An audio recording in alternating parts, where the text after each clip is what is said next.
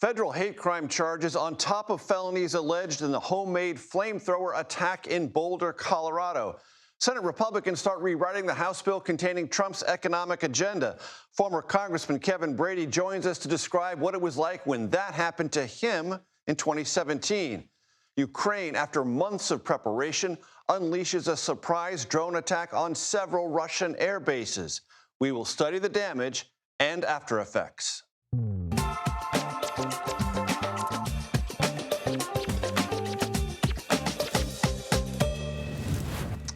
Hello, everyone. I'm Major Garrett in Washington. Welcome to the Takeout.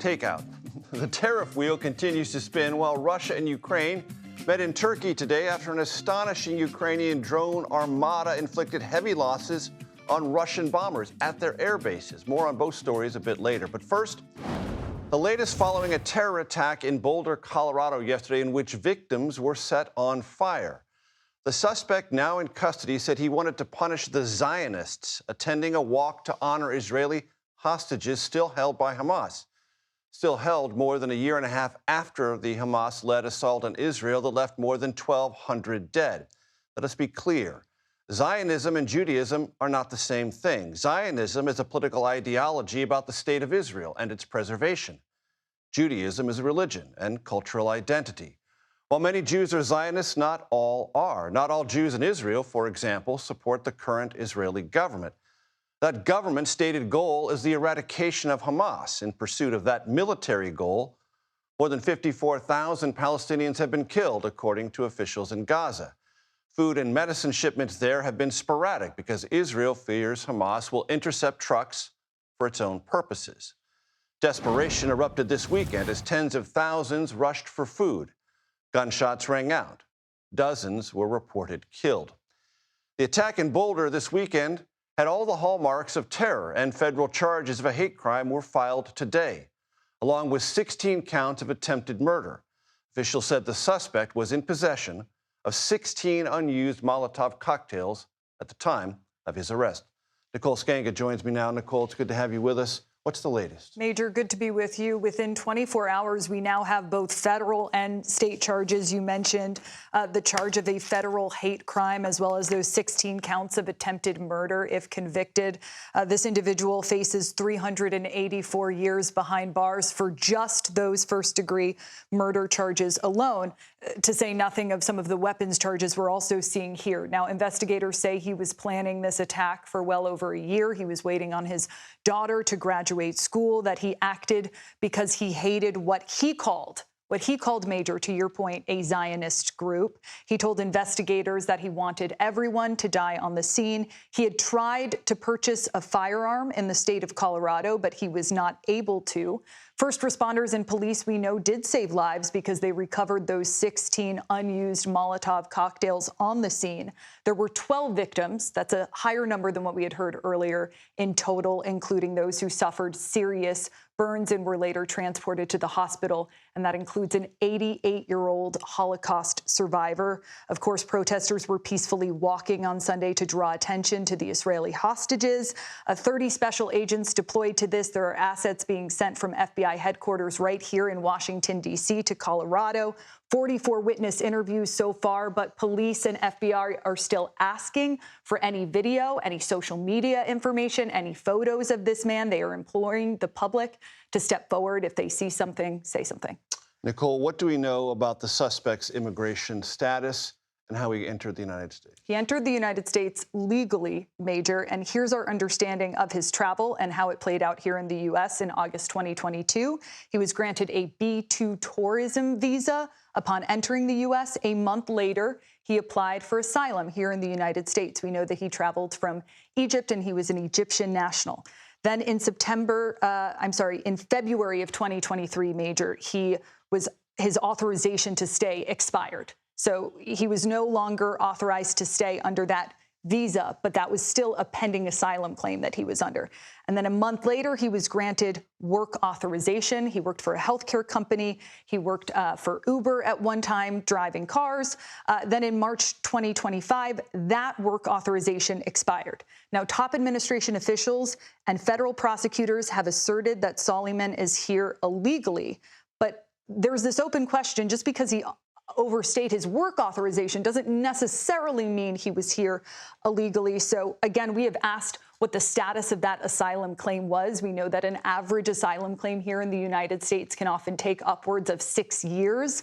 So if he applied back in 2022, it's likely he was still going through that legal process. It is, however, Major, a teaching moment. It's worth pointing out how many people are here illegally in the United States who entered legally and then overstayed that visa, that tourist visa.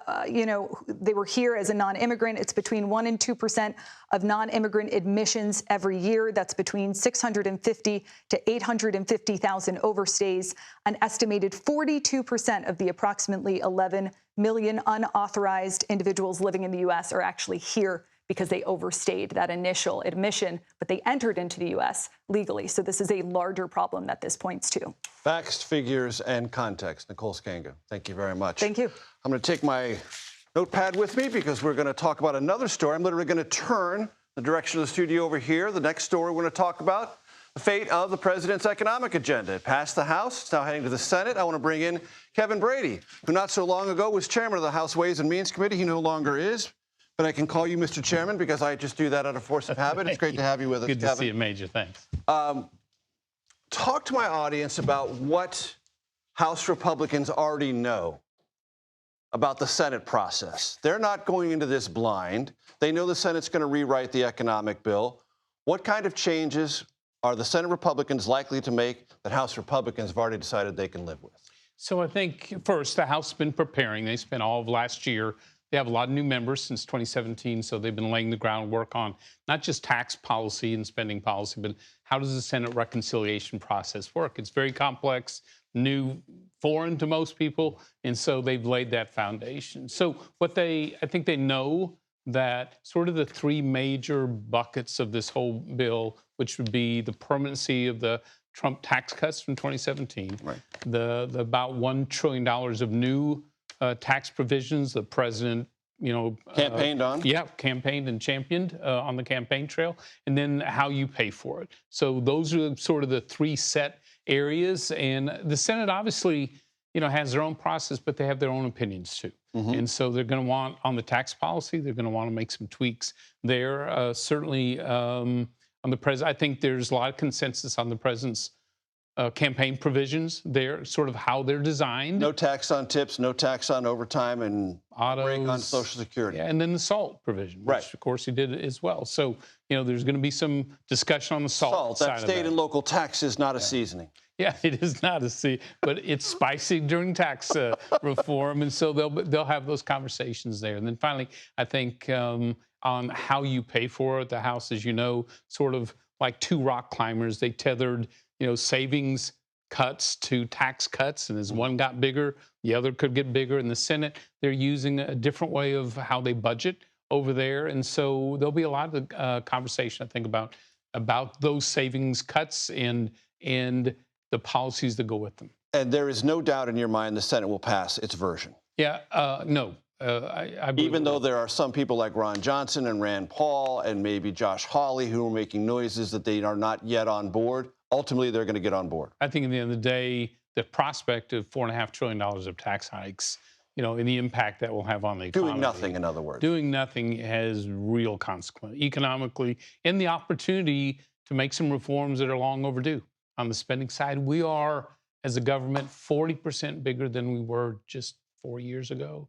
It's just been a huge explosion in the size of government. So the opportunity to actually bend that curve, for the future is I will just tell you, you don't see those very often in Congress. So grab every chance you get.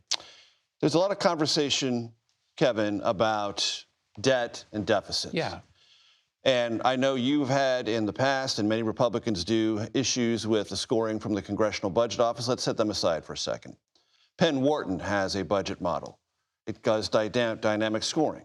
And it has dynamically scored, meaning take into account the likely economic consequences of legislation. On their static scoring, not taking in the economic consequences, they project this will add $2.8 trillion in deficit spending to the debt. So that's over 10 years. Under dynamic scoring, taking in the economic consequences of the very provisions in this bill, they say it'll add $3.2 trillion. because those on the lower end, deprived of either food assistance or Medicaid, will work less so they can qualify, and those at the high end getting a lot of benefits will work less because they don't need to work as hard anymore.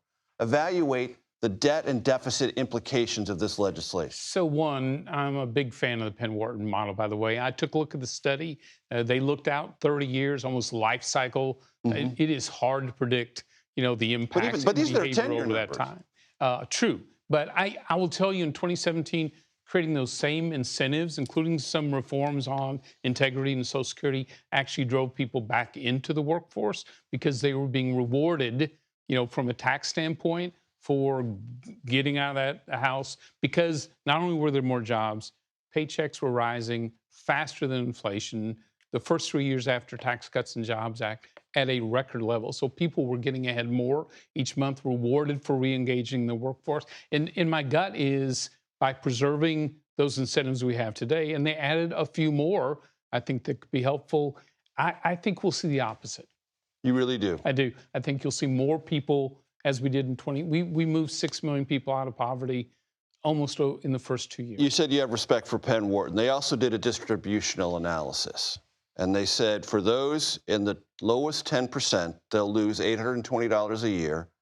Those in the top percent will gain more than 70% of the distributional value of the tax cuts. Why is that a good idea for where the U.S. economy is now, and so much concern about those trying to get in the middle class being unable to do so? Why is this a good idea? So I'm not as certain about those projections in that study, perhaps, as they are from the standpoint, again, they looked out life cycle. Those who don't pay taxes won't receive tax benefits, which is accurate and probably the right policy. And suffer some reductions. We exempted them for some.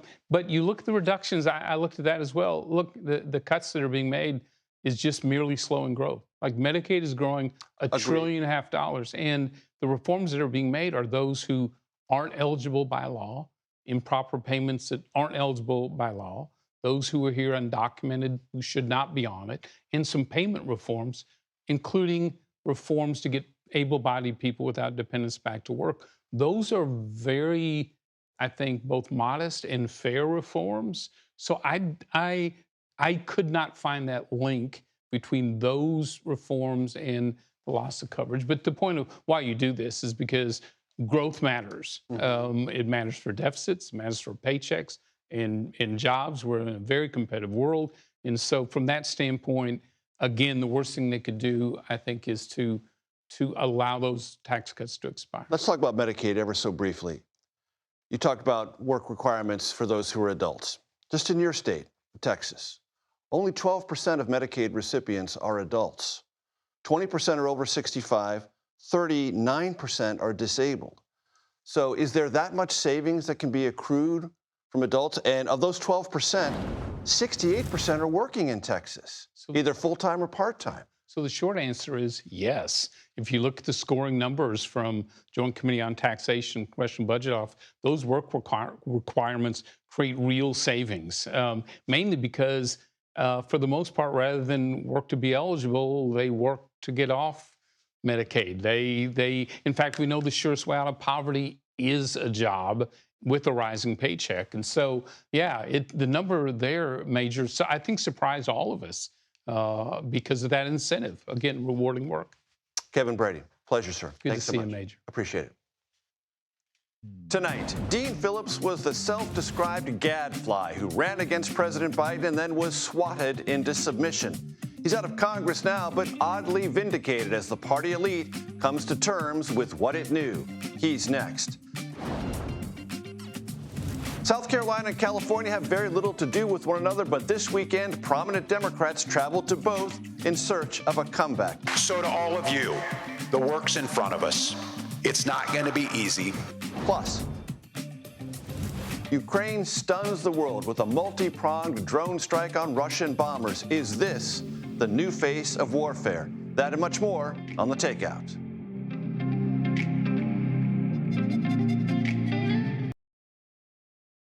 Do you believe President Biden's age is a factor in your decision to run? I think it's time for a new generation. I think it's time to pass the torch. And I say now. I think the time is now because I think 4 years from now, it might be too late.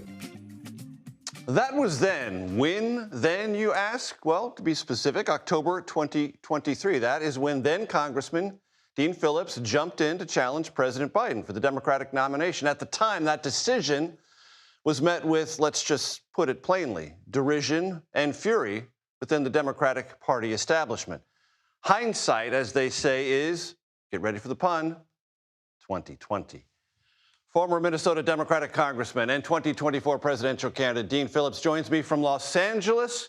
Because the internet is so choppy there in Los Angeles, Dean, we might have a slight delay. The audience will roll with it, I'm sure. In politics, Dean, vindication is often sweet. This does not taste sweet to you, does it? Now, Major, if this is a vindication, it's deeply, deeply unsatisfying, but this wasn't about vindication.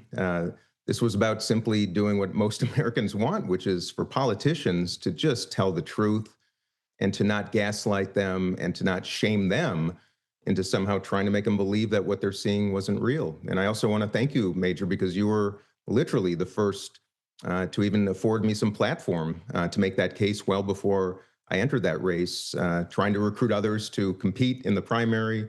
And eventually, when nobody would, I did it myself. But I didn't think vindication would come so soon, but I don't like litigating the past. I'd rather use this to incentivize and inspire Americans to stop tolerating two private corporations that have an essential monopoly on our electoral system. And Dean, when I talked to you, when we were on Face the Nation, and you said you were having conversations, without divulging too much, what was the tenor of those conversations when you were asking other prominent Democrats with much higher visibility than yours, much more integrated and operable, meaning they could turn it on with a switch, fundraising networks? What did they tell you about why they were not doing what you were thinking about doing? Well, Major, they didn't have to tell me anything. It was conversation after conversation that was yes, but yes, this is a big problem. He's not going to win. He's obviously in decline, but I can't be the whale who spouts because the whale who spouts gets harpooned. And that was the pervasive message. It's true on both sides of the aisle. And as you know, I called two sitting governors, neither of whom would even take my call because they were co-chairs of the Biden campaign, a leadership team in both the House, of course, which I was part of, and the Senate.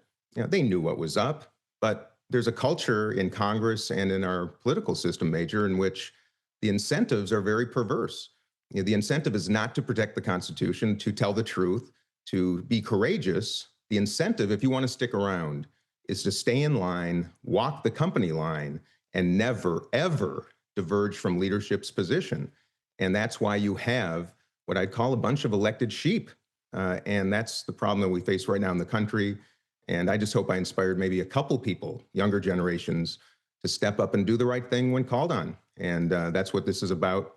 And I just would like to see that system change to afford that incentive.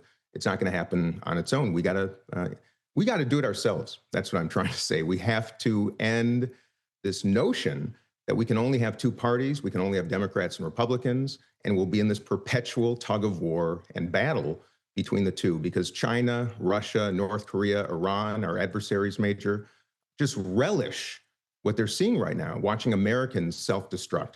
And this was just a metaphor for it. No party is better than the other when it gets down to it.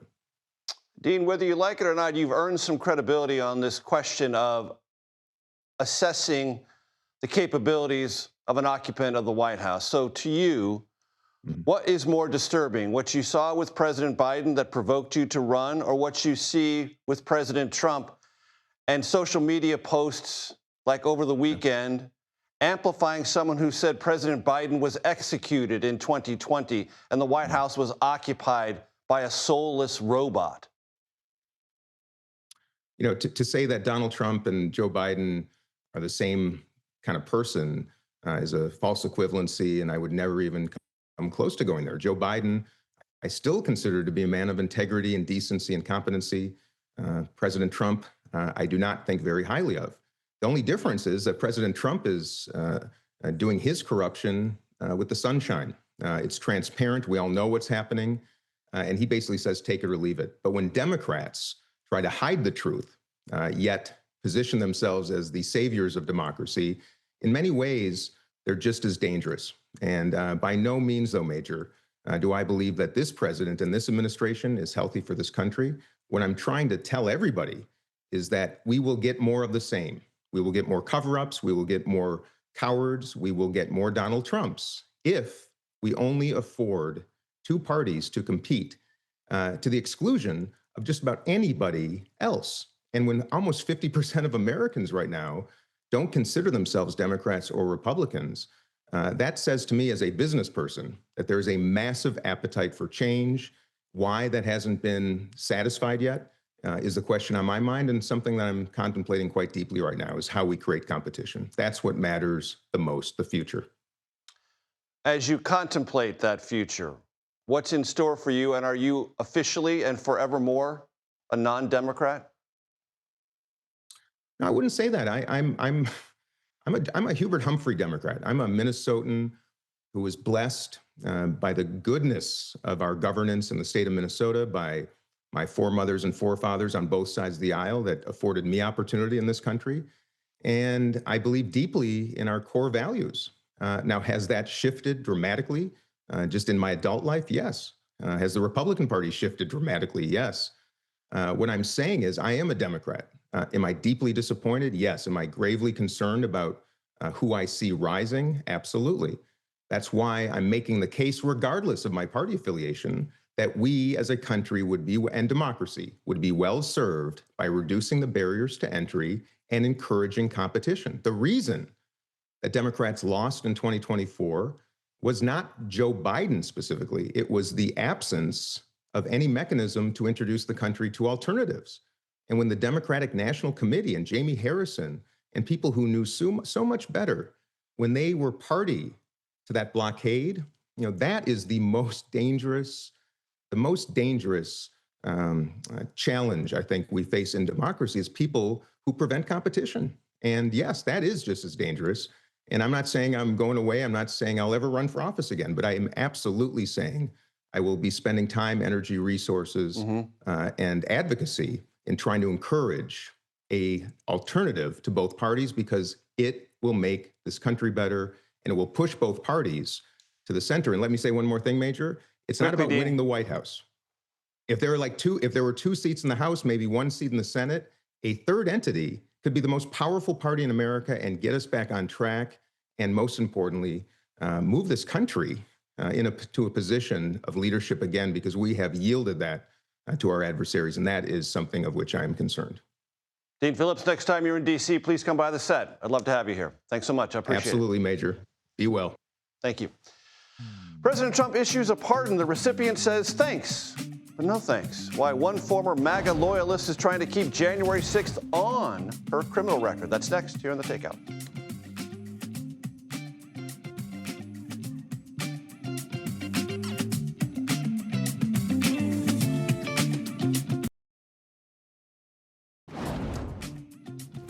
Welcome back to The Takeout. Here's a look at what we, and now you, are watching this evening.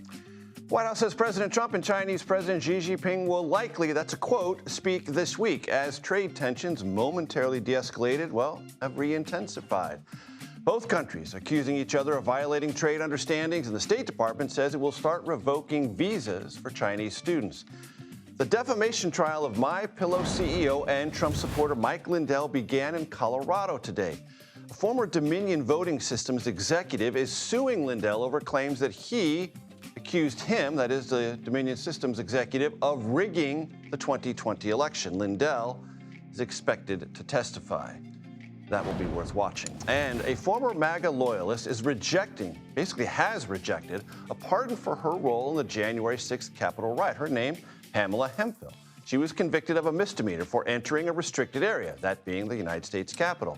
She was one of more than 1,500 people President Trump pardoned, and she told CBS News those pardons were inappropriate and contribute to Trump's attempt to have a whole narrative about January 6th and the prosecution thereof under the brand weaponization. I want to bring in our family table discussion, Wall Street Journal reporter Meredith McGraw, Notice, remember that's News of the U.S. reporter Jasmine Wright, and my colleague Scott McFarland. Welcome, everyone. Welcome to you, too, to the new Takeout set. Yes, we love Glad it. to have you here, Scott. I want to start with you. Talk to us about Pamela Hemphill. One of a kind in Definitely. so many ways. There are 1,500 plus people who got pardons or commutations for their roles in the U.S. Capitol insurrection. And then there's just one who said, no, thank you, send it back. Pamela Hemphill of Idaho did some time in prison, a few months. She has 3 years probation for her misdemeanor case. She went to Senator James Risch, the junior senator from Idaho, and said, what can I do to reject this pardon? So Senator Risch went up to the U.S. pardon attorney and asked, what can somebody do in this rare American moment where they don't want a pardon?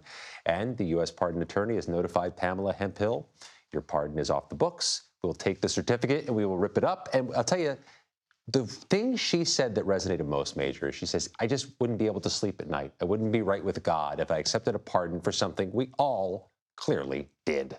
And she now regrets. She now sees her activism, her antagonism about the 2020 election as misplaced. And in the process, she gets any number of venomous posts on social media from those who are supportive of the January 6th defendants. She recognizes that. She embraces it to a degree. She's gone on podcasts to debate Enrique Tarrio, the Proud Boy leader from January 6th.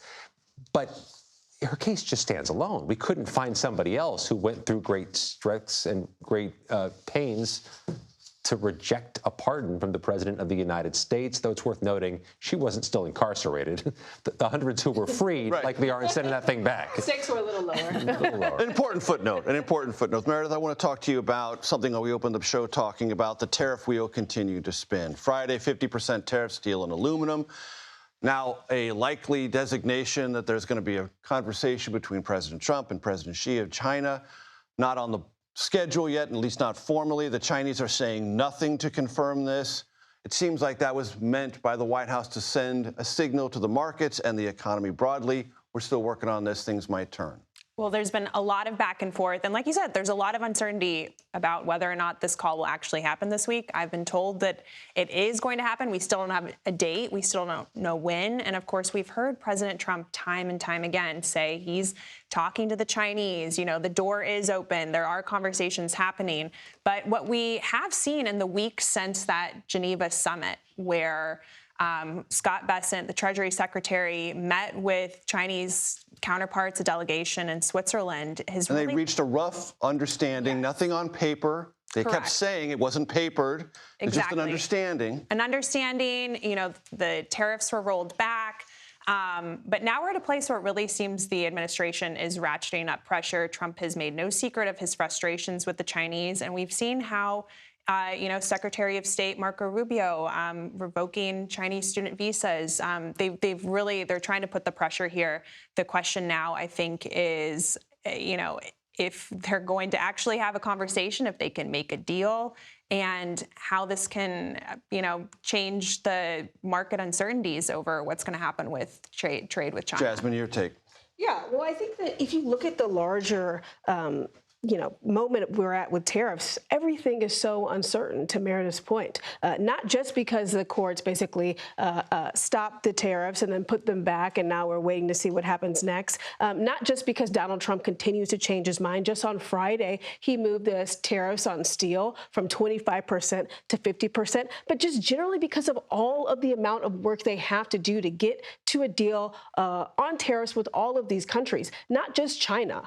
They're just working on obviously, we know that they announced a framework with India, but those are mostly top lines again. They announced a framework with India. Those are top lines. They announced a deal with the UK. Those are top lines. Obviously, they're going back and forth with the EU. So there's so many different question marks when it comes to countries that are so central to our tariff policies that this White House just doesn't yet have an answer for, because they don't have enough time in the 90 days that they set forth, which is why they're moving to a larger framework for multiple of the countries that maybe are a little bit less important than, say, the UK. Shorthand, EU. what you were referring to, top lines are up here, the bottom line where you sign and make it real way down there. And where the numbers are, and what the non-tariff barriers are, and all those kinds of things that are very important to Trump, as he says, but obviously take a long time, sometimes with those trade representatives, months and months, if not years. In normal cases. I want to play for everyone Rand Paul, who is disputing the underlying math of the House budget bill that's now pending in the Senate. Let's listen.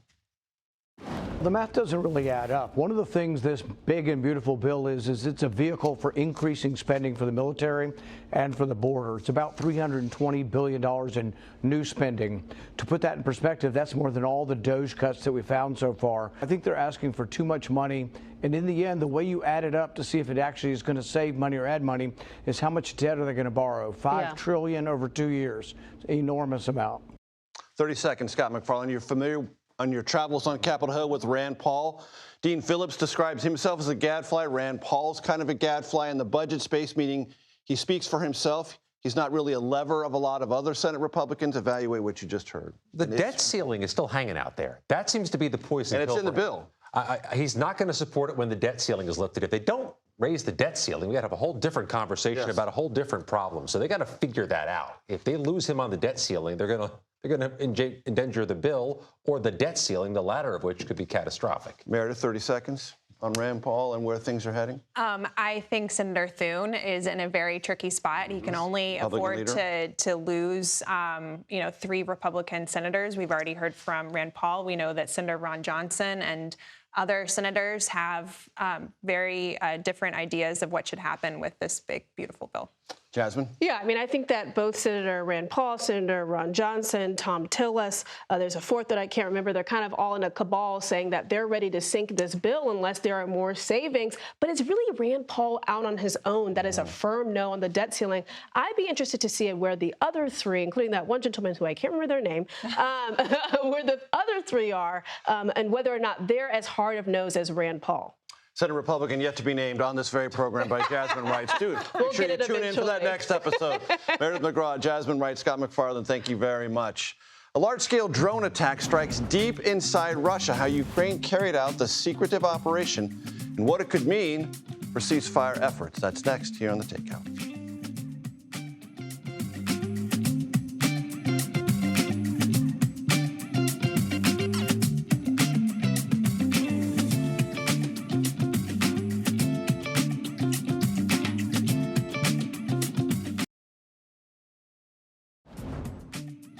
Welcome back. I got to be honest. This story knocks me out. Ukraine, drones, Russian bombers bombed. To put all that in context, I'm glad to welcome to our conversation corner Benjamin Jensen, who joins me as a senior fellow at the Center for Strategic and International Studies.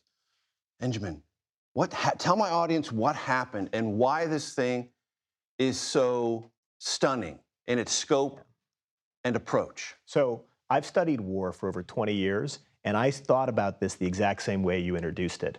This is groundbreaking, and I want to break down quickly why. Please. Number one, what we see is over a year of deep intelligence and special forces infiltration. So while Ukraine might not have the size of the Russian army, they have a phenomenal special forces. And they were able to position assets outside of at least 4 that we know of so far, major Russian air bases, and get this, hide drones in trucks carrying wooden sheds.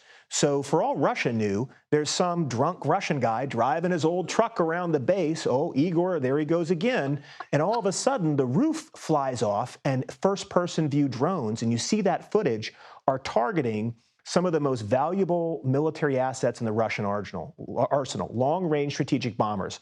Initial reports suggest at least 40 damaged or destroyed. So that's $7 billion of equipment taken off the battlefield in one day that reflects a year of brilliant military planning. It actually reminds me most of famous SAS raids the UK did in North Africa. So when you saw the pictures of folks driving jeeps, shooting machine guns at Nazi planes, this is just as groundbreaking as that operation was in the 1940s and is a sign of really what's happening now in future war. Benjamin, I've read some quick analysis that uses the phrase the new face of warfare.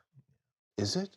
Yes, but it's always old and new. There's always a Janus element to war. There are things that never change. So that war is a continuation of politics. So these attacks are actually timed along with the negotiations, right? There are other things that don't change, that actually mass matters. If I can throw more things at you than less, it puts you at a disadvantage. What's new is that Ukraine, more than any other country yet, has found a way to improvise with small drones and robotics, right? So whether it's on the battlefield with unmanned ground systems, which will carry injured soldiers off, or whether it's in these like Baba Yaga, these long-range drone bombers they have, or what we just saw, first-person view drones, so individuals piloting them in with fiber optic cables so it can't be jammed.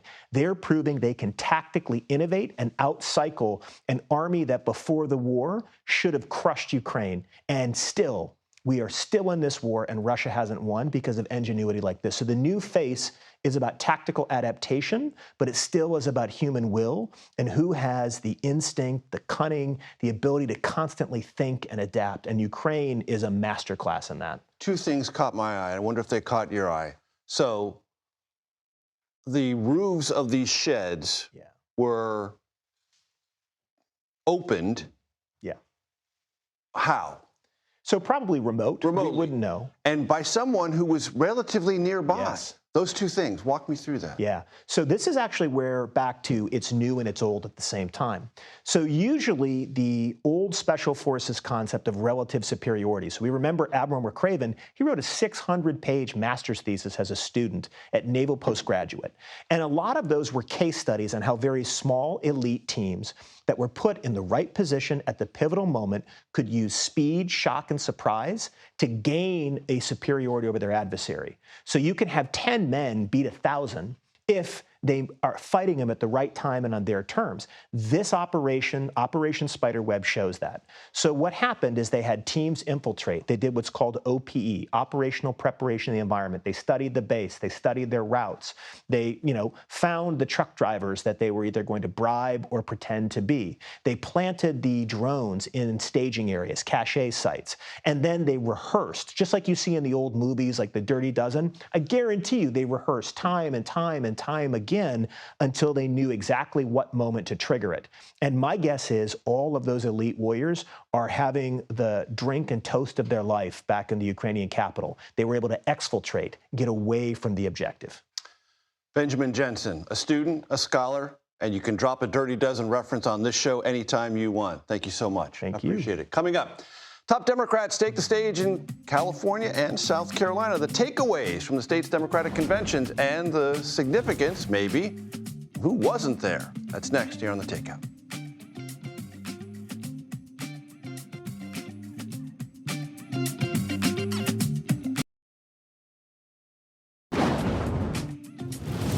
Welcome back. Thanks for hanging out with us. Democrats held state conventions over the weekend in California and South Carolina. I want to bring in our Annie Bryson, who joins me here at the family table. She was in South Carolina, and Nydia Cavazos, who was in California, who joins us, as you can see, from Los Angeles. I want to play for you two sound bites, both from South Carolina, starting off with Wes Moore, the Democratic governor of Maryland, and Tim Walz, who, as we all remember, ran with Kamala Harris and is the current governor of Minnesota. Let's run them.